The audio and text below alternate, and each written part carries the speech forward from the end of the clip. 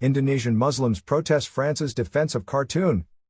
Jakarta, Indonesia. Indonesian Muslims marched to the heavily guarded French embassy in Indonesia's capital on Monday to protest France's president and his staunch support of secular laws that deem caricatures depicting the Prophet Muhammad as protected speech.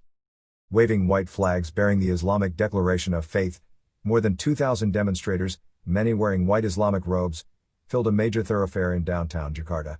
Authorities blocked streets leading to the embassy where more than 1,000 police and soldiers were deployed in and around the building barricaded with razor wire.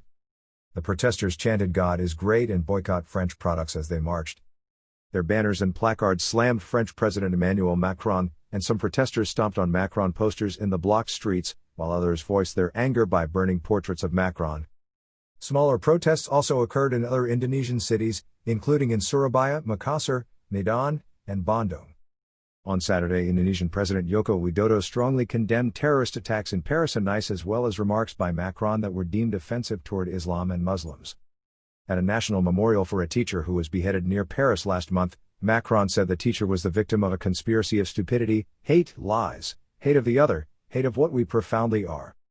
Widodo said freedom of expression that tarnishes the honor, sanctity and sacredness of religious values and symbols could not be justified and must be stopped. Linking religion with terrorist acts is a big mistake, Widodo said. Terrorism is terrorism, terrorists are terrorists, terrorism has nothing to do with any religion. The teacher, Samuel Paty, was attacked outside his school October 16 by a teenage Chechen refugee for showing the caricatures to students. The attacker was later shot dead by police. Macron has been accused of spreading anti-Muslim sentiment while eulogizing the teacher. Protest organizer Slamet Marif told the crowd, including members of the Islamic Defenders Front vigilante group, that Macron was being aggressively hostile to Islam and called for a boycott on French products. "It hurt us deeply and we demanded him to retract his words and apologizes to the Muslim communities all over the world," he said from a truck modified with loudspeakers.